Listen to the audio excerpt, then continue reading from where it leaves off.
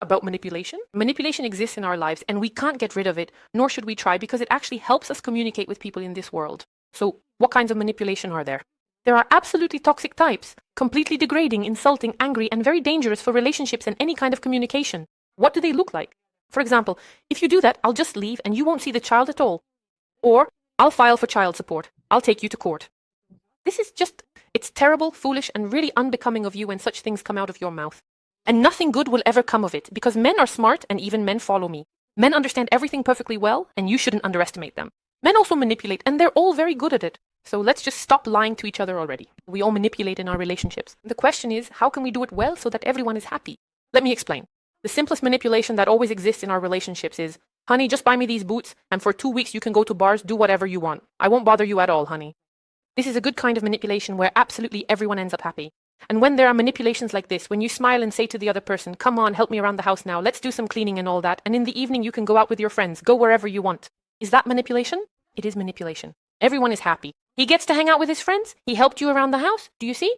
So it's very important for us, both women and men, to hear some kind of motivation. Why should I do this, right? Well, this happens all the time in family life. It's absolutely normal in relationships. That's why you can motivate someone in a healthy way by using these kinds of manipulations. My husband manipulates, I can always see it perfectly well. And right in the middle, I'm like, oh my God, just go already, go. And women manipulate in exactly the same way when we need something from them. But when it comes to conflicts, we don't know how to manipulate. If you don't know how to manipulate in conflicts, then don't do it, because manipulation will only drag you further down. In the end, it will be very hard to rehabilitate yourself.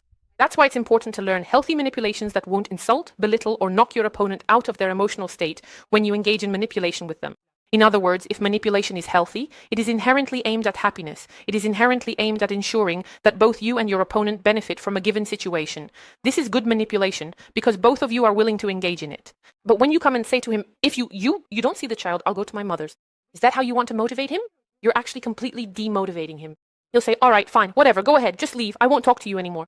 Do you understand? Because here he can clearly see that you're manipulating, you're doing it openly, you're openly belittling, insulting, destroying the guy who's your opponent. Why you're doing this isn't really clear. It's stupid. Everyone resorts to manipulation at work, in relationships, and with children. Are you going to eat soup now, or are you going to eat cutlets? That's a manipulation without a real choice. It's generally harmless since it's important for the child to eat, and you manipulated the situation by not giving the child a choice, so to speak. That's why they exist, and we won't get rid of them. It's important for both men and women to know how to manipulate properly. Remember the main thing. When you engage in manipulation, we do not insult, belittle, or devalue the other person's feelings. When you start to manipulate, you need to understand what you ultimately want to achieve. Because you enter into manipulation for the sake of manipulating.